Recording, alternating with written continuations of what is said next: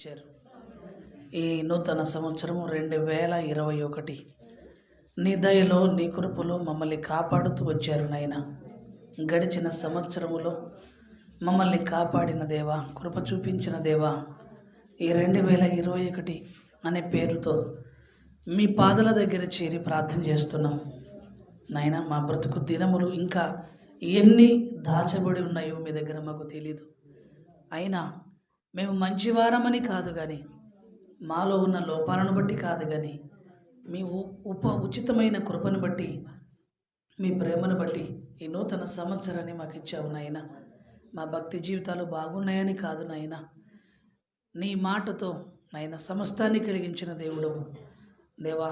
మీరిచ్చిన ఈ సృష్టి సమస్తము తండ్రి నిత్యము నాయన మీకు లోబడుతుంది. నీ పిల్లలైన మనుషులు నీ మాటకు లోబడకపోయినప్పటికీ మీరు కృప చూపెడుతున్నందుకు మీకు కృతజ్ఞతలు నాయన. జరుగుతున్న ఈ 2021 నూతన సంవత్సరపు ఈ ఆరాధనలో మీ మాటల చేత మమ్మల్ని అందరినీ, మా కుటుంబాలను తండ్రి ఒక మంచి తీర్మానంలోకి నడిపించమని వేడుకుంటూ, మీ కొరకు ఉన్నతంగా బ్రతికే కృపనివ్వమని వేడుకుంటూ, యేసుక్రీస్తు నామములో ప్రార్థించి వేడుకుంటున్నాము తండ్రి. ఆమేన్. ఆమేన్. మంచిది. క్రీస్తునందు ప్రేమన దేవుని వారలరా, ప్రభువైన యేసుక్రీస్తు నామమున మీ అందరికీ శుభములు కలుగునుగాక. మరొకసారి మీ అందరికీ నూతన సంవత్సర 2021 శుభములు.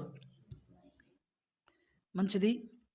దేవుడు తన కృపను, తన ప్రేమను మన ఎడల విస్తరింపచేస్తూ, బలపరుస్తూ, నడిపిస్తూ, కాపాడుతూ ఉన్నాడు.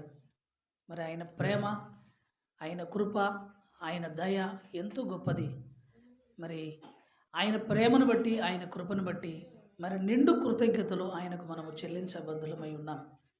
ప్రేమైన వారలారా, రోజులు, దినములు, పరిస్థితులు ఒకవేళ మనం ఆలోచించగలిగితే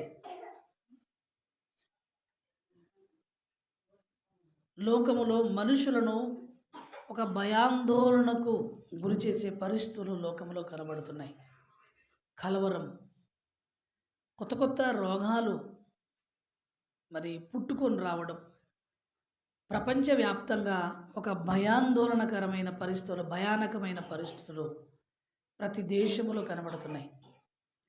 మనిషి ప్రతినిత్యము ప్రయాణములోను జీవిస్తున్న తన జీవన కాలములో ఒక భయానికి, ఒక భయంకరమైన పరిస్థితులకు ప్రతి దినము ఎలాంటి ఆలోచనలు ఉన్నట్టు, ఏమి జరుగుతుందో ఏమో ఆలోచనతో ఉన్నాడు.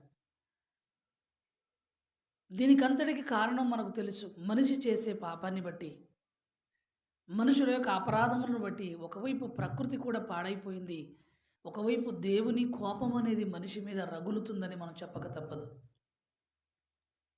అయినప్పటికీ ఈ నూతన సంవత్సరములో దేవుడు ఒక సంతోషాన్ని, ఒక సమాధానాన్ని, ఒక ఆనందాన్ని, ఒక నిరీక్షణతో కూడుకున్న ఆ గొప్ప స్థితిని మనకు ఇవ్వాలని మనం ఆశపడుతున్నప్పటికీ, భవిష్యత్తును, కాలాలను, సమయములను దేవుడు తన స్వాధీనంలో పెట్టుకున్నాడు. ఆయన కొరకు మనం బ్రతుకుతున్నప్పుడు ఎలాంటి ప్రమాదకరమైన పరిస్థితుల్లో నుంచైనా ఆయన మనల్ని కాపాడుకొని రక్షించగలుగుటకు సమర్థుడు. కాబట్టి ప్రేమైన వారలారా, ఒకవైపు దేవుడు కోపముతో ఉంటూ కూడా, ఒకవైపు ప్రపంచ పరిస్థితులు చూస్తున్నప్పుడు దేవునికి బాధ, ఆయన కోపం ఒకవైపు రగులుతూ ఉన్నప్పటికీ, ఎందుకో తన పిల్లల ఎడల దేవుడు తన కనికరమును, తన వాత్సల్యతను ఆయన చూపుతున్నాడని మనము జ్ఞాపకం చేసుకోవచ్చు. నిజంగా ఆయన ప్రేమ ఎంత గొప్పది అంటే, తల్లిదండ్రులు పిల్లల మీద ఎంత వరకు కోపగిస్తారు? నిమిషమాత్రము, క్షణమాత్రము అన్నాడు. క్షణమాత్రం. భూమి మీదకి రావడానికి, జన్మనివ్వడానికి ఏమండి వాడబడిన తల్లిదండ్రులే ఆ పిల్లల మీద అంత ప్రేమ చూపెడుతున్నప్పుడు, క్షణమాత్రం కోపంతో ఉండి ఆ తర్వాత మళ్ళీ ప్రేమిస్తున్నప్పుడు, మనం భూమి మీదకి రావడానికి ప్రణాళికను సిద్ధపరిచి, మనకు జీవితాన్ని ప్రసాదించి, తల్లి గర్భములో మనల్ని నిర్మించి, తన కృప చేత ఏర్పరచుకున్న దేవుడు ఏమండి ఆయన కోపమించేవాడే కానీ పూర్తిగా మనల్ని శిక్షించి మనల్ని నరకానికి పంపించాలనే కోపం కలిగిన వాడు కాదు ప్రేమన వర్లారా. కాబట్టి ఆలోచించండి, దేవుని ప్రేమ చాలా గొప్పది, దేవుని కృప చాలా గొప్పది. ఆయన ప్రేమకు ఆయన కృపకు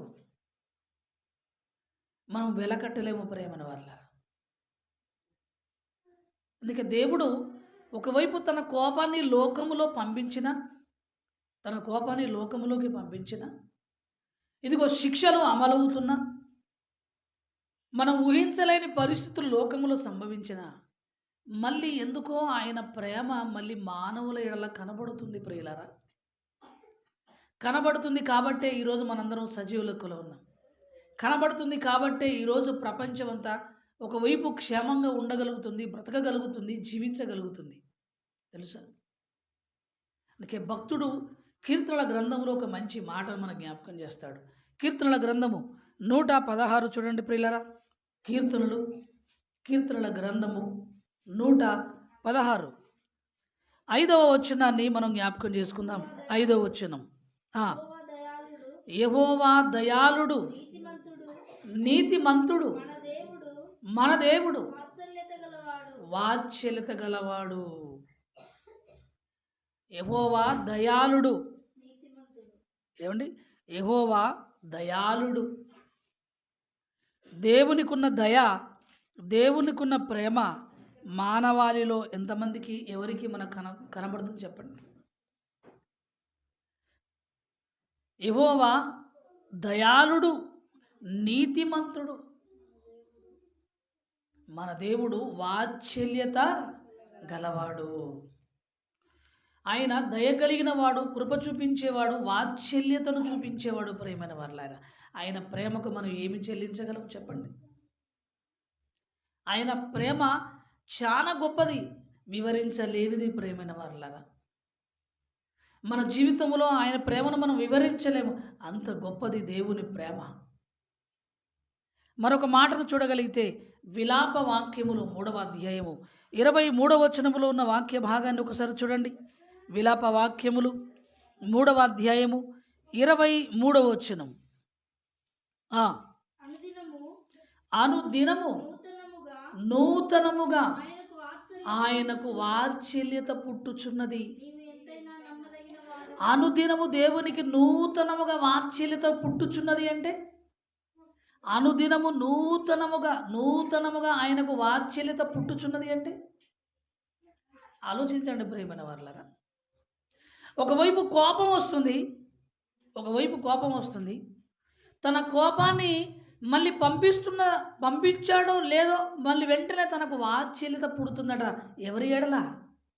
మనుషుల ఎడల. ప్రేమన వారలారా, కోపించుచునే వాత్సల్యము చూపించేవాడు ఆయన. పిల్లల మీద కోప్పడుతూనే దయ చూపెడతాం, ప్రేమ చూపెడతాం. వారికి ఏదో ఒకటి సాయం చేయాలనుకుంటాం, వారిని క్షమిస్తుంటాం, మళ్ళీ వారిని బుజ్జగిస్తుంటాం, వారి గురించి ఆలోచిస్తుంటాం. ప్రేమైన వారలారా, దేవుని కోపం ఒకవైపు శిక్ష అమలవుతున్నప్పటికీ మళ్ళీ దయ చూపెడుతున్నాడు. ఆ దయ ఏంటంటే ఆ శిక్షకు, ఆ కోపానికి విరుగుడు. ప్రేమైన వారలారా, కొత్త రోగాలు పుట్టుకొస్తున్నాయి, కోపం. దానికి విరుగుడు ఏంటో తెలుసా? మళ్ళీ మెడిసిన్ కనిపెట్టి మళ్ళీ ఆరోగ్యాన్ని ఇవ్వడం, మందులు. అనుదినము నూతనముగా ఆయనకు వాత్సల్యము పుట్టుచున్నది. ఆయన నూతనముగా వాత్సల్యత పుట్టుతుంది కాబట్టే ఈరోజు 2021లోకి మనం ప్రవేశించి క్షేమంగా బ్రతకగలుగుతున్నాం. ప్రియులారా, 2020 నుంచి 2021లోకి తీసుకొచ్చాడు నిన్ను నన్ను. ఎందుకో తెలుసా? ఆయన వాత్సల్యత అనేది దినదినము నూతనమవుతుంది. ప్రేమన వారలారా, నా పిల్లలను ఇలా చూడాలి, అలా చూడాలి అనుకుంటున్నాడు ఆయన. మనుషుల ఎడల కోపగించి శిక్షించే దేవుడు కాదండి దేవుడు. ఒక తండ్రి తన పిల్లల గురించి ఎప్పుడూ అలా ఆలోచించడు. ఈరోజు నష్టం జరిగితే లోకము దేవుడా ఎక్కడున్నావంటది, మేలు జరిగితే మాత్రం ఏమి జ్ఞాపకం చేసుకోరండి. ఆయన చేసిన మేలులు జ్ఞాపకం ఉన్నాయా? ఇంకా చెప్పాలంటే మనిషిలో ఉన్న ఆ అపరాధము, మనిషిలో ఉంటున్న ఆ తిరుగుబాటుతనం, ఆ మొండితనం, ఆ మొండి హృదయం, ఆ కఠినత్వమే మనిషిని శిక్షలోకి తీసుకెళ్తుంది. ఇది మనిషి గ్రహించట్లేదు. ఏమంటే నేను ఎలా ఉన్నా పర్వాలేదు కానీ నాకు శిక్ష రాకూడదు అంటున్నాడు. దేవుడు చూస్తున్నాడు ప్రేమైన వర్లారా. మనుషులకు అవకాశాలు ఇస్తారు. ఏ చట్టమైనా, ఏ దేశమైనా. తల్లిదండ్రులు పిల్లలకు 1, 2, 3 సార్లు అవకాశం ఇస్తారు. ఆ తర్వాత వారిని దండించడం న్యాయమైతే దేవుడు కూడా మనుషులను ప్రాణాలు తీసేంత శిక్ష కాదు, దేహానికి శిక్ష పంపించి ఒక పాఠాన్ని నేర్పించాలనుకుంటున్నాడు. అయినా మనుషులు దాన్ని గ్రహించట్లేదు ప్రేమన వాళ్ళారా. అందుకే దేవుని కోపం ఒకవైపు వస్తున్నప్పటికీ మళ్ళీ వెనకాల తన వాత్సల్యత కనబడుతుంది. చూడండి, తన వాత్సల్యత కనబడుతుంది. తన దయను చూపెడుతున్నాడు ప్రేమన వాళ్ళారా. తన ప్రేమను కనబరుస్తున్నాడు మనుషుల ఎడల. అయ్యో నా పిల్లలు అందరూ అలా కాకూడదు అని ఏదో మనకు ఆలోచన దేవుడు చేస్తున్నాడు. వెంటనే ఆయన కోపము నిమిషమాత్రం ఉంటుంది, క్షణమాత్రం. అందుకే నూతనముగా ఆయనకి ఏం చేస్తున్నాడు? వాత్సల్యత పుట్టుచున్నది. ఒకనాటి ఇశ్రాయేలులు దేవుని ప్రజలుగా ఉన్నవారు ఏమంటే వారు దేవుని మాట వినలేదు ప్రేమన వాళ్ళ. చాలాసార్లు దేవుని మాటకు వాళ్ళు విరోధంగా ప్రవర్తించారు. చాలాసార్లు ఆ విషయంలో దేవుడు వారి ఎడల కోపంతో ఉన్నాడు. తన కోపానికి ఏమైందో తెలుసా ప్రియ? తన కోపానికి ఏమైందో తెలుసా? వాళ్ళు శిక్షించబడ్డారు. శత్రువుల రాజు చేతికి వెళ్ళి బానిసలుగా బ్రతికారు. కొంతమంది ప్రాణాలు పోయాయి ప్రేమన వాళ్ళ. అందుకే కీర్తనకారుడు కీర్తనను రాస్తూ దేవుడు వారి ఎడల కోపం చూపెడుతూనే ఏం చేస్తున్నాడో 78వ కీర్తనలో రాశాడు. ఒకసారి చూడండి, కీర్తనల గ్రంథము 78, కీర్తనలు 78, 38వ వచనం చూడండి ప్రియులారా. 38వ వచనం, కీర్తనలు 78, 38వ వచనం. అయితే ఆయన వాత్సల్య సంపూర్ణుడై వారిని నశింపజేయక వారి దోషము పరిహరించువాడు.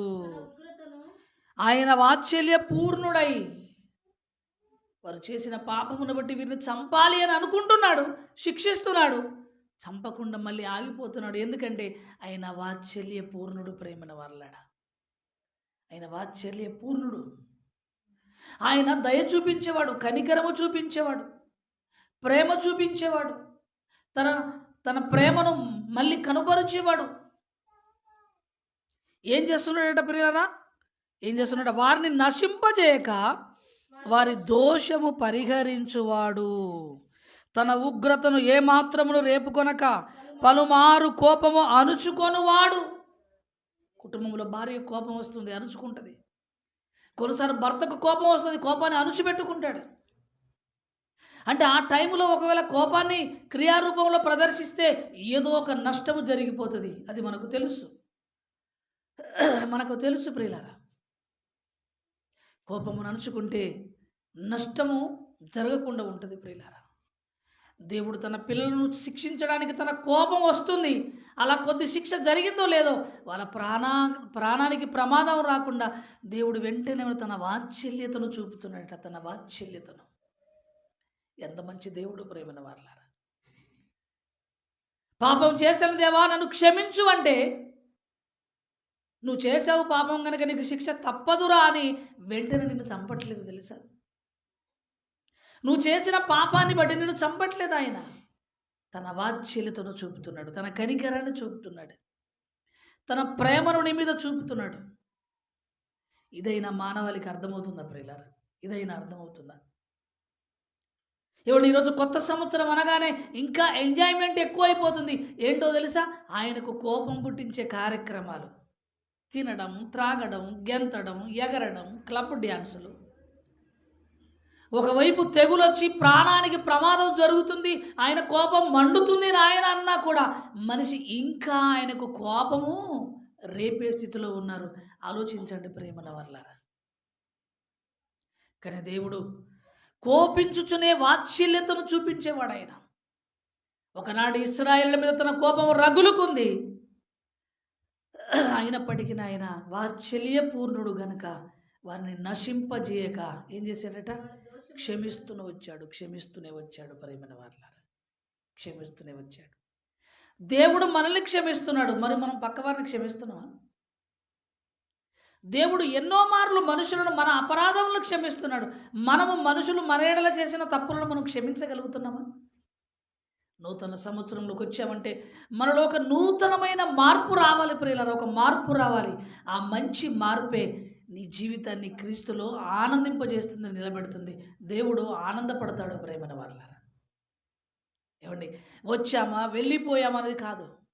నాలో ఒక మంచి తీర్మానం రావాలి, నేను మారాలి, పరిపూర్ణంగా మారాలి, నేను పరిపూర్ణంగా మారాలి. ఇంకా నాలో చిన్న చిన్న బలహీనతలు అవన్నీ మారాలి. దేవుడు కోపంతో ఉన్నాడు. ఎప్పుడు ఏమి జరుగుతుందో తెలియదు ప్రియులారా. ఆయన కోపం మన వైపు తిరిగితే, ఆయన శిక్ష మన వైపు చూపెడితే, ఇంకా దయ చూపుతూ ప్రేమ చూపుతూ కనికరము చూపుతూ వచ్చిన ఆయన కోపంతో ఒకవేళ ఏం చేయగలం?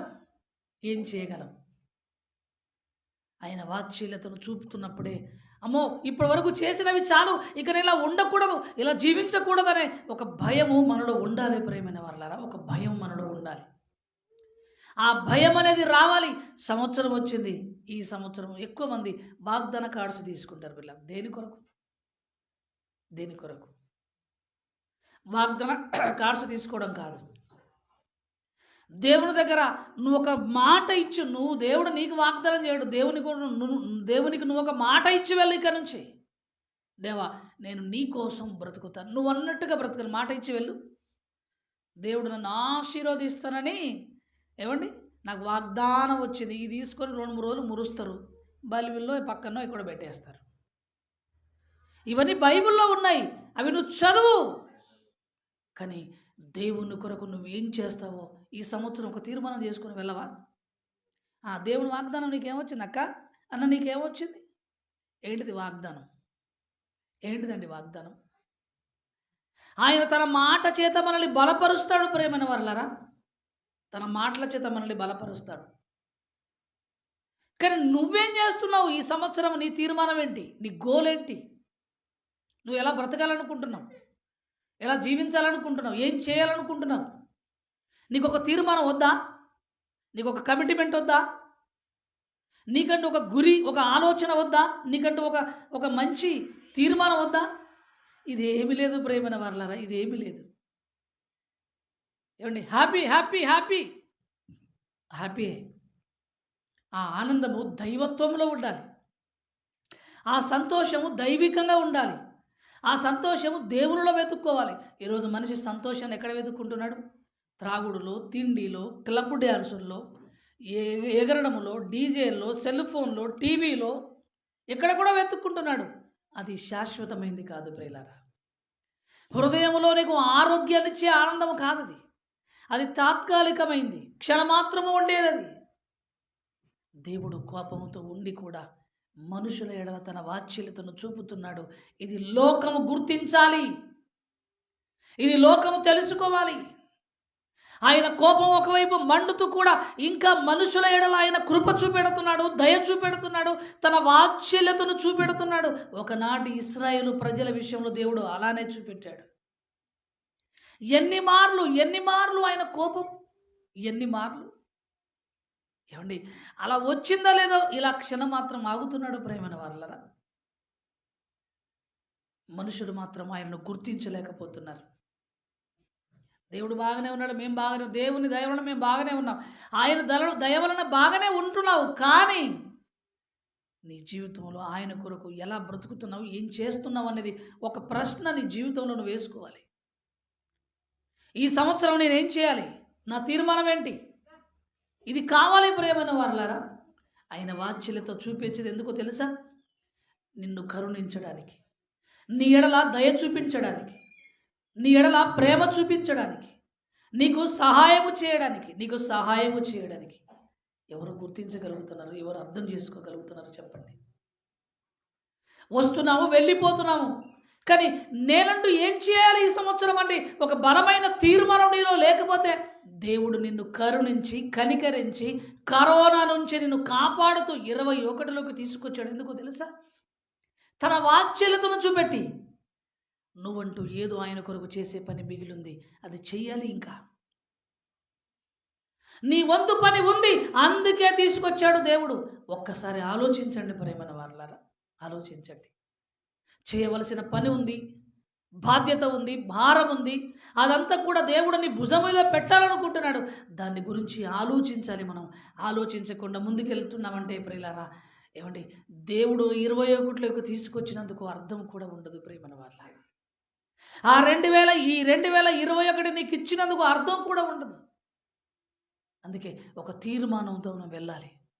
ఒక తీర్మానంతో మరొక మాటను మనం చూడగలిగితే విలాప వాక్యములు 3వ అధ్యాయము 22వ వచనములో ఉన్న మాటను కూడా చూడండి ప్రియులరా. విలాప వాక్యములు 3:22. యెహోవా కృపగలవాడు, ఆయన వాత్సల్యత ఎడతెగక నిలుచున్నది గనుక మనము నిర్మూలము కాక ఉన్నాము. చూశారా, నేటికి ప్రపంచం ఇంకా క్షేమంగా ఉందంటే ఆయన వాత్సల్యత ఇది ఎవరు మర్చిపోకూడదు ప్రియమైన వాళ్ళరా. ఆయన వాత్సల్యత. మనిషి ఏమనుకుంటున్నాడు, నేను మంచివాడు గనక క్షేమంగా ఉన్నాను అనుకుంటున్నాడేమో. మనిషి ఏమనుకుంటున్నాడు, నేను మంచి తిండి తింటున్నాను గనక నేను ఆరోగ్యంగా ఉన్నాను, ఈ సంవత్సరం కూడా బ్రతకగలుగుతున్నాను. నువ్వు తినే తిండి, నీకున్న ఆరోగ్యము, నీకున్న తెలివి కాదు ఇది. పోనీ నువ్వు చేసే మంచి భక్తి కూడా కాదు. ఆయన వాత్సల్యత కలిగిన వాడు కాబట్టే మనం క్షేమంగా ఉన్నాం. ప్రియమైన వారలారా, ఒకవైపు చూస్తుంటే కరోనా కంటే ఇంకా పవర్ఫుల్ కరోనా వచ్చింది, ఇప్పటికే కేసులు పెరుగుతున్నాయని ఒకవైపు చెబుతున్నప్పుడు దేశాలు మళ్ళీ మూసేసుకుంటున్నాయి డోర్స్. తెలుసా మీకు? డోర్స్ మూసేసుకుంటున్నాయి. విమానాలు రద్దు చేస్తున్నారు కొన్ని దేశాల్లో. మనమేమో మన ప్రాంతంలో అంత లేదు, మనమేమో ఏమీ లేదనుకుంటున్నాం. ప్రేమైన వారలారా, ఆయన కనికరము వాత్సల్యత మన దగ్గర ఉందని మాత్రం మర్చిపోకండి. లోకము ఒకవైపు భయము గుప్పిట్లో ఉంటుంది ప్రేమైన వారలారా. భయము గుప్పిట్లో కలవరముతో భయపడుతుంది.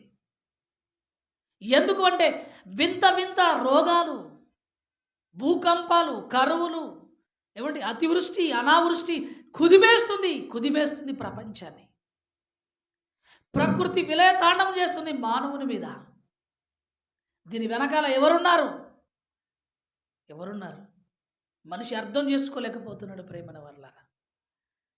6 రోజులు కొట్టిన వర్షానికి పంటలన్నీ ఏమైపోయావో తెలుసు కదండి. ఆలోచించండి. ఒకవైపు తెగులు, మరొక వైపు అనావృష్టి, అతివృష్టి. కళ్ళ ముందే ఇవన్నీ జరుగుతూ ఉన్నప్పుడు ఆయన వాత్సల్యత క్షణములో మళ్ళీ మారిపోయింది. ఆయన కోపం ఆగిపోయింది. మళ్ళీ వాత్సల్యం చూపడం ప్రారంభించాడు. అయ్యో నా పిల్లలు కదా, మారుతారులే, బ్రతుకుతారులే, 21 తీసుకెళ్దాములే, 21లోకి తీసుకెళ్దాములే దేవుడు అనుకుంటున్నాడు. 77వ కీర్తన 9వ వచనంలో మాట చూడండి. కీర్తన 77:9 ఒకసారి చూడండి నాన్న. కీర్తనల గ్రంథము 77:9 వచనములో ఉన్న వాక్యాన్ని మనం చూడగలిగితే, దేవుడు కటాక్షింపకుండా మానేనా, ఆయన కోపించి వాత్సల్యత చూపకుండా ఉండునా. ఆయన కోపించి వాత్సల్యత చూపకుండా ఉండునా అంటే అర్థమేంటి? ఆయన కోపంతో ఉండి దయ చూపెట్టడా? అలా కోపించడం మళ్ళీ వెంటనే వాత్సల్యతను చూపించేవాడండి నీ కన్న తండ్రి. ఎంత మంచి దేవుడు ప్రియులారా. కొన్నిసార్లు నీ తల్లిదండ్రులు కఠినంగా ఉంటారేమో, నీ తల్లి కఠినంగా ఉంటుందేమో, మీ నాన్నగారు కఠినంగా ఉంటాడేమో, కానీ నీకు బ్రతుకునిచ్చిన దేవుడు అంత కఠినుడు కాదు ప్రియమైన వాళ్ళారా. నువ్వు మంచివాడవని క్షేమంగా లేవు. మళ్ళీ చెప్తున్నాను, మన భక్తి బాగుందని మనం క్షేమంగా లేము, కానీ ఆయన కోపము మన మీద లేకుండా తన వాత్సల్యతను చూపెడుతున్నాడు. మనం చేసే తప్పులను బట్టి, మనం జీవించే జీవితాన్ని బట్టి ఆయన కోపం వస్తుంది. కోపించుచునే వాత్సల్యతను చూపించేవాడు. మళ్ళీ ఆ మాటను చదవండి ప్రేమన వర్లారా. దేవుడు కటాక్షింపకుండా ఉండునా, ఆయన కోపించి వాత్సల్యత చూపకుండునా. ఆయన కోపించి వాత్సల్యత చూపకుండా ఉంటాడా ప్రేమన వర్లారా? ఆయన దయ చూపించేవాడు. మనం బాగుంటున్నాము, మనం క్షేమంగా ఉండగలుగుతున్నామంటే ఆయన కృపని ఎప్పుడు మర్చిపోకండి ప్రేమన వాళ్ళారా. ఎప్పుడు మర్చిపోకండి. కొత్త న్యూస్లు వస్తున్నాయి ఇప్పుడు. సామాన్యమైన వారికి వెళ్ళి పెద్ద పెద్ద ఏమండి ఉన్నత వర్గానికి ఇప్పుడు వస్తుంది తెగులు. అందరు క్వారంటైన్లోకి వెళ్ళిపోతున్నారు, తెలుసా మీకు? అందరు క్వారంటైన్లోకి వెళ్ళిపోతున్నారు. ఆయన కోపిస్తున్నాడు, వాత్సల్యతను చూపెడుతున్నాడు. ప్రేమైన వారలారా, తెగులు వచ్చిందంటే నువ్వు భయపడకుండా ఉండాలంటే ఎప్పుడో తెలుసా? ముందు నీవు దేవునికి ఇష్టంగా ఉంటే, ముందు నువ్వు దేవునికి ఇష్టంగా ఉంటే ధైర్యంగా ఉండు. ఆయన కొరకు బ్రతుకుతూ ఉన్నప్పుడు ధైర్యంగా ఉండాలి. ఆయన కొరకు ఏమీ ఆలోచించకుండా, ఆయన కొరకు మనం బ్రతకకుండా ఉంటే ప్రియులరా, ఆయన కోపము ఎక్కడ ఎప్పుడు ఎలా రగులుతుందో మనం ఎవ్వరము చెప్పలేము ప్రేమన వారలారా. అందుకే భక్తిహీనులతో ఎప్పుడు ఉండకూడదు. లోకములో ఎంజాయ్మెంటు, ఫంక్షన్స్ అవి ఇవి అనే వాళ్ళతో ఉండకూడదు.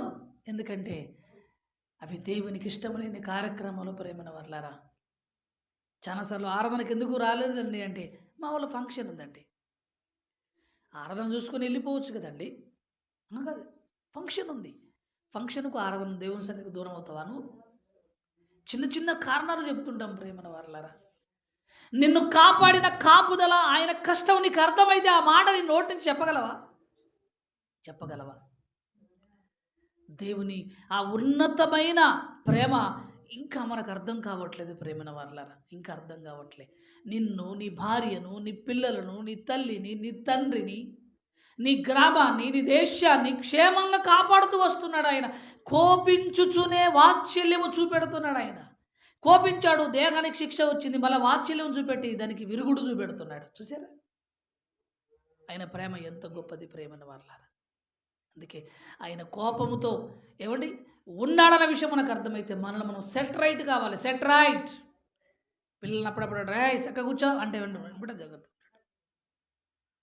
తల్లిదండ్రులు గద్దిస్తూ ఉంటారు ప్రేమన వారలారా. మన జీవితంలో ఎక్కడ తప్పుందో ఎవరో చూపెట్టి, ఇగో నువ్వు బాగలేవు, నీ ఇక్కడ జీవితం బాగలేదు, నీ జీవితం బాగలేదు, ఎవరో మనకు చెప్పడం కాదు ప్రేమన వారలారా. నాలో ఏ లోపం ఉంది నీకే అర్థమవుతుంది. నువ్వు ఎక్కడ తప్పు చేస్తున్నావో నీకే అర్థమవుతుంది. అది నీకు తెలుసు. అగో ఆ పాపమే, ఆ బలహీనతే దేవుని కోపానికి ఎవడు నువ్వు మరి నష్టపోయే, శిక్షించబడే స్థితికి వెళ్ళిపోతావేమో. రాను సరి చేసుకుంటే బాగుంటుంది కదా. అంతేకాదు, పోయిన సంవత్సరం దేవుని కొరకు నేను ఏం చేశాను ప్రశ్న వేసుకో. ఇప్పుడు నేను ఏం చేయాలి? ఎక్కడ ఫెయిల్ అయ్యాను? ఎక్కడ నేను దేవుని మాట వినలేకపోయాను? ఎక్కడ ఆయనకు వ్యతిరేకంగా ప్రవర్తించాను? ఇవన్నీ జ్ఞాపకం చేసుకోవాలి ప్రియులారా. రాసుకోవాలి, మోకరించి కళ్ళు మూసుకోవాలి, దేవుణ్ణి అడగాలి. నాయన, నా జీవితంలో చాలా పొరపాట్లు ఉన్నాయి తండ్రి, నన్ను క్షమించు నాయన. అడగాలి ప్రేమన వారలారా, మనం అడగాలి. ఆయన అడిగినప్పుడే కదా మన జీవితంలో ఆయన దయ చూపించేది. భక్తుడైన దావీదు గారు తన జీవితంలో చేసిన పొరపాటును బట్టి ఏమని ప్రార్థన చేస్తున్నాడో తెలుసా? ఒకసారి చూడండి, కీర్తనల గ్రంథం 51:1 వచనములో ఉన్న మాటను చూడండి. కీర్తనలు 51:1 దేవా, నీ కృప చొప్పున నన్ను కరుణించుము, నీ వాత్సల్య బాహుల్యము చొప్పున నా అతిక్రమములను తుడిచివేయుము. నీ కృప చొప్పునే నన్ను కరుణించు, నీ వాత్సల్య బాహుల్యము చొప్పున నా అతిక్రమములను తుడిచివేయి. దేని వలన? నీ వాత్సల్యతనైనా, నీ వాత్సల్యత.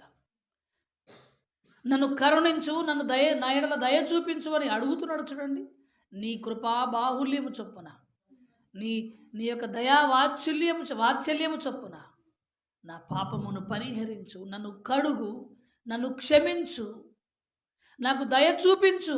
భక్తుడేమో బ్రతిమిలాడుకుంటున్నాడు, మనమేమో డిమాండ్ చేస్తున్నాం. మనకంటే ముందు బ్రతికిన వారు బ్రతిమిలాడుకున్నారు, మనమేమో డిమాండ్ చేస్తున్నాం. దేవా ఇచ్చాయి, పరిశుద్ధాత్మ దిగిరా, పో రా. ప్రేమైన వారలారా, మన మాటల్లో విధేయత, వినయము ఉందా? దేవుని దగ్గర అడిగే విధానం అదేనా ప్రేమైన వారలారా? నీ తండ్రి దగ్గర నువ్వు ఎంత గౌరవముగా, ఎంత వినయముగా ఉండాలి, ఎంత విధేయతగా ఉండాలి. కన్న తండ్రి హృదయాన్ని కదిలించే ప్రేమ కలిగిన మాటలు, దయగలిగిన మాటలు నీ దగ్గర ఉండాలి. తండ్రి హృదయాన్ని కరిగించే మాటలు నీలో ఉండాలి. మన ప్రార్థనలు డిమాండ్ చేసే విధంగా ఉన్నాయి. చాలామంది పెద్ద పెద్ద వాళ్ళు కూడా తప్పుడుగా ప్రార్థనలు అన్నీ డిమాండ్ అండ్ కమాండే. పశ్చాత్తాపంతో కూడుకున్న ప్రార్థనలు ఉన్నాయా? పశ్చాత్తాపంతో కూడుకున్న ప్రార్థనలు, కన్న తండ్రి మనసును కరిగించే ఆ వినయ భావంతో కూడుకున్న ప్రార్థనలు ఉన్నాయండి. ఈరోజు ప్రార్థనలు కన్న తండ్రి మనసును కరిగించేటివి కావాలి ప్రేమన వారలారా. ఎందుకో తెలుసా? ఆయన కోపంతో ఉన్నాడు. ఎందుకు? నీ పరిస్థితులు బాగలేవు, మన జీవన విధానం బాగలేదు, మన ప్రవర్తనలు బాగలేవు, లోకపు స్థితి బాగులేదు. ఆయన దయ చూపించాలి, వాత్సల్యత చూపించాలి అంటే నీలో వినయ భావం ఉండాలి, తగ్గింపు జీవితం ఉండాలి. ఆయన దగ్గర కనికరాన్ని, ఆయన కనికరమును, ఆయన ప్రేమను కోరుకునేంత మంచి స్థితి మనలో ఉండాలి ప్రేమన వారలారా. తన జీవితంలో జరిగిన చిన్న పొరపాటుకే భక్తుడు అంటున్నాడు, నాయనా నా పాపమును క్షమించు, నా అపరాధమును క్షమించు, నా లోపమును సరిచేయి. కొత్త సంవత్సరం అనగానే వాగ్దానములతో వెళ్ళేవారు ఎక్కువ, కానీ జీవితాన్ని సరిచేసుకొని మంచి తీర్మానాలతో ముందుకెళ్ళేవారు ఎంతమంది ఉన్నారు చెప్పండి? ఎంతమంది ఉన్నారు? ముందు సరి చేసుకో, ఒక మంచి తీర్మానం చేసుకొని వెళ్ళు, అదే నీకు వాగ్దానం అనుకొని వెళ్ళు చాలు. ఇంకేంటంటే నీకు వాగ్దానం, దేవుడిచ్చే వాగ్దానం ఏంటో తెలుసా? సదాకాలం నేను మీకు తోడుగా ఉన్నానని చెప్పాడు. అది చాలదా? ఇదిగో యుగ సమాప్తి వరకు నేను మీకు తోడై ఉంటాను, వెళ్ళండి అన్నాడు. ఆయన నీకు తోడుగా ఉండకపోతే నువ్వు క్షేమంగా ఉండలేవు. నేను ప్రయాణం చేస్తున్నప్పుడు క్షణాల్లో ప్రమాదాలు తప్పిపోతుండే. క్షణాల్లో బండి మీద వెళ్తున్నప్పుడు అసలు ఎందుకు ఇలా జరిగింది? మనకంటే ముందు ఉన్నోడు దయ్యం బట్టి ఏదో సమస్య శోధన వచ్చేస్తుంటుంది. మన బైక్ కింద పెడుతున్న కేసముద్రం దగ్గరనే లేకుండా తీసుకెళ్తున్నప్పుడు అలా వెళ్తున్నాం, ఆయన ముందుకు స్పీడ్గా వెళ్ళండి, సడన్గా ఆగాడు. ఒకటే సడన్గా, అంత సడన్గా కాకపోతే మేము సడన్గా బ్రేక్ వెళ్ళండి ఎలా ఉంటుందండి? నా టైరు నా ముందు గిర్రపోయి అలా బండి గుద్దుకుంటే ఎక్కడ పడాలో తెలియదు. అలా ఇలా ఉండడం లేదో ఒక్క చిన్న ఒక ఇంచు గ్యాబులోనే బండిని ఆపేసాను పక్కకు. ఆపకపోతే ఆయన బండి గడుపున గడపారలో అవన్నీ మాకు ఎక్కడ గుద్దుకున్నాం, ఎక్కడ గుచ్చుకున్నాం. నిజంగా అసలు ఆలోచిస్తుంటే అసలు దేవుడు ఎంత అద్భుతంగా మనల్ని కాపాడుతాడండి. ఎంత అద్భుతం, వండర్. తిరిగి వస్తున్నాను, అలంగానపేట దగ్గర ఒక స్కూల్ ఉంది. ఆ స్కూల్ దగ్గర ఒక ఆయన, నేను ఇలా బండి పోతున్నా, అక్కడ ఉన్నాడు, మంచిగా తాగిండు. అలా సోలిగడలేదో అక్కడి నుంచి నా బండి దగ్గరకు వచ్చేసాడు. అయిపోయింది, నా బండి అయిపోయింది, నా పని అయిపోయింది, గుద్దుకొని కింద పడ్డాడు, అయిపోయింది అనుకున్నాను. అలా సడన్గా 2 బ్రేకులు ఇట్లనే ఆగిన, అలా వచ్చిండు, నా గిర్ర పక్కేమో ఆగాడు, నా బండి కూడా అనలేదండి. ఇక అయిపోయింది అనుకుంటున్నా నేను. దేవుడు కాపాడుతున్న కాపుదల మనకు అర్థమైతే, దేవుడు పోషించే పోషణ నీకు అర్థమైతే, జీవితాంతం ఆయన కొరకు ఏదైనా చేయాలనుకుంటాం ప్రేమన వాళ్ళారా, ఏదైనా చేయాలనుకుంటాం. దేవుని కొరకు కష్టాలు వస్తే ఆనందంగా భరించాలి ప్రియులారా. ఆయన చేసే మేలులు ఎన్ని ఉన్నా వాటిని గుర్తించలేకపోతున్నాం ఈరోజు. గుర్తించలేకపోవడమే కాదు, పైగా దేవునికి కోపం రగులుతుంది. లోకాన్ని బట్టి దేవుడు కోపంతో ఉన్నాడు, దేవుని పిల్లైన మనల్ని బట్టి కూడా కోపంతో ఉంటున్నాడేమో. ఆలోచించండి ప్రేమన వారలారా.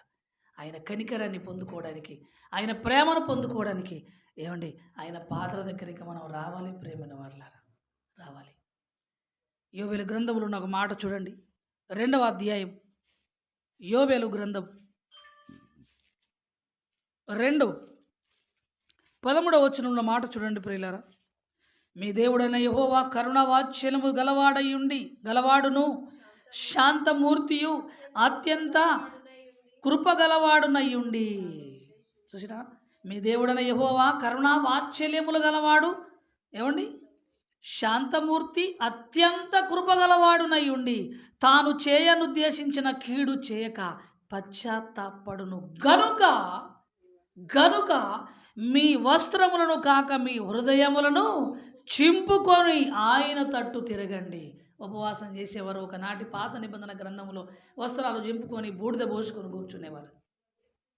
కాబట్టి మీ వస్త్రమును చింపుకోక మీ హృదయాన్ని చింపండి. హృదయాన్ని చింపండి అంటే అర్థం ఏంటి? హృదయాన్ని నలగొట్టండి అయ్యా. పశ్చాత్తాపముతో ఏమండి మనసు మార్చుకోవడానికి నీ హృదయాన్ని నలగొట్టు అంటే నీలో ఉన్న పాపాన్ని వదిలిపెట్టుకోవడానికి పశ్చాత్తాపడు. ఆయన ఎలాంటి వాడు ప్రియులారా? కరుణ వాత్సల్యములు గలవాడు. ఆయన ఏం చేస్తున్నాడు? తను చేయాలనుకున్న కీడును చేయక మానుకుంటున్నాడు. తన మనసును మార్చుకుంటున్నాడు. నిన్ను శిక్షించకుండా, నిన్ను చంపకుండా, నీ మీద కోపగించుకోకుండా ఆయన తన కోపాన్ని పక్కకు పెట్టేసి నీ మీద దయ చూపెడుతుంటే, నేను ఇంకా మారను, ఇలానే ఉంటాను, మళ్ళీ కొత్త సంవత్సరం ఉంది, మళ్ళీ ఇంకా ఎంజాయ్ చేస్తానంటే ఎలా? ఆయన కోపము రగులుతుంది ప్రేమైన వాళ్ళారా. ఇకనైనా ఆలోచించండి. ఒక మంచి తీర్మానం చేసుకుందాం ప్రేమైన వాళ్ళారా. దేవుని కొరకు బ్రతకడంలో ఈ 2021లో నువ్వు దేవుని కొరకు ఎలా బ్రతకాలనుకుంటున్నావు? ఏం చేయాలనుకుంటున్నావు? 2 విషయాలు. ఎలా బ్రతకాలి, ఏం చేయాలి? ఆయన కొరకు బ్రతకడంలో, ఆయన కొరకు పని చేయడంలో ఒక మంచి తీర్మానం చేసుకొని వెళ్ళండి ప్రేమైన వాళ్ళారా. మీ జీవితాలలో దేవుడు గొప్ప ఆశీర్వాదాన్ని ఇస్తాడు. మీ కష్టకాలంలో, మీ ఇబ్బందులలో, మీ పరిస్థితులన్నింటిలో ఆయన తోడుగా ఉంటాడు. మీకు సహాయం చేస్తాడు, మిమ్మల్ని ఆదరిస్తాడు, మిమ్మల్ని ధైర్యపరుస్తాడు. కాబట్టి మీ వస్త్రములను కాక ఏం చేయాలని? మీ హృదయములను చింపుకోండి. హృదయము మారాలి ప్రియులారా. హృదయము నలగొట్టబడాలి. హృదయము నలిగిపోవాలి. హృదయం కొవ్వుతో నిండుది అంటాడు ఇర్మియా గారు భక్తుడు. హృదయం క్రొవ్వి ఉన్నది, కొవ్వు పట్టింది. అప్పుడప్పుడు అంటాం కదా, మనకి బాగా కొవ్వు ఉంది అంటాం కదా. హృదయం కొవ్వు పట్టిందంటే మనిషి గర్వం ఉంది. ఆ గర్వము నలిగిపోవాలి. హృదయములో మార్పు రావాలి. హృదయములో మార్పు రావడం అంటే మన జీవితంలో దేవునికి వ్యతిరేకమైన ఆ ప్రవర్తనను మార్చుకొని ఒక మంచి తీర్మానంతో మనం ముందుకెళ్ళాలి ప్రేమైన వాళ్ళారా. ఏమండి, రాత్రంతా కూర్చున్నాం, ప్రార్థన జరిగింది. ఏమండి, కొత్త సంవత్సరం క్యాలెండర్ వచ్చింది, తీసుకొని వెళ్ళిపోతాం, దేవునికి స్తోత్రం అని కాదు. దేవుని కొరకు పోయిన సంవత్సరం నీవేం చేయలేకపోయావు? ఈ సంవత్సరం నీ తీర్మానం ఏంటి? ఆయన కోసం నువ్వు ఎలా బ్రతకాలనుకుంటున్నావు? చాలా ప్రాముఖ్యమైన విషయాలు ప్రేమైన వాళ్ళారా, ప్రాముఖ్యమైన విషయాలు. మనకొక దర్శనం ఉండాలి, మనకొక గోల్ ఉండాలి, మన ముందు ఒక నిర్ణయాలు పెట్టుకోవాలి, మనం కొన్ని తీర్మానాలు పెట్టుకోవాలి. అప్పుడే మనం దేవునిలో బలంగా ఉండగలం. వచ్చాము, వెళ్ళిపోయాము, ప్రార్థన చేసాము, తిన్నాము, పడుకున్నాము, మళ్ళీ లేచాము, ఇది వద్దు. నీకంటూ ఒక గురి ఉండాలి, నీకంటూ ఒక పట్టుదల ఉండాలి, నీకంటూ ఒక కార్యదీక్ష ఉండాలి. దేవుడు ఒక కార్యాన్ని జీవితంలో చేయాలనుకున్నప్పుడు నీకు కూడా ఒక పట్టుదల, ఒక దర్శనము ఉండాలి. దేవుడు రాబోయే సంవత్సరంలో, రాబోయే కాలంలో మిమ్మల్ని బలముగా వాడుకుంటాడు.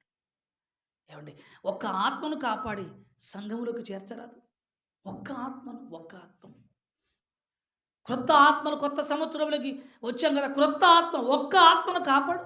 నీ నిర్ణయం ఏంటి? దేవుని దగ్గర నీ నిర్ణయం ఏంటి? మళ్ళీ వెళ్తాను, నా పని చేసుకుంటాను, నేను బతుకుతాను, మళ్ళీ గుడికొస్తాను, మళ్ళీ వెళ్తాను, నా పని చేసుకుంటాను. చచ్చేంతవరకు ఇదేనా? ఒక్క ఆత్మకు సువార్త చెప్పలేవా? ఒక్క వ్యక్తికి దేవుని గురించి చెప్పి సంఘానికి నడిపించలేవా? ఆయన కోపంతో మండుతున్నాడంటే ఉన్నవాడు కూడా పనిలో లేడు కనుక. ఆయన కోపాన్ని చల్లార్చే స్థితి మనలో లేదు, కనిపించట్లేదు. అందరూ తమ సొంత కార్యములనే చూసుకుంటున్నారు. మరి మన వాళ్ళ దేవుని గురించి ఆలోచించే నిర్ణయాలలోకి మనం వెళదాం. ఒక మంచి తీర్మానం చేసుకోండి ప్రియులారా. మన హృదయములో ముందు మారాలి, మన తీర్మానంలో మంచి మార్పు రావాలి, మన నిర్ణయాలలో మంచి మార్పు రావాలి. దేవునికి అనుగుణమైన ఆలోచనలో ఉందాం. ప్రార్థన చేసుకుందాం ప్రియులారా. ఈ నూతన సంవత్సరంలో ఒక మంచి తీర్మానం చేసుకోండి, ఒక మంచి తీర్మానం చేసుకోండి.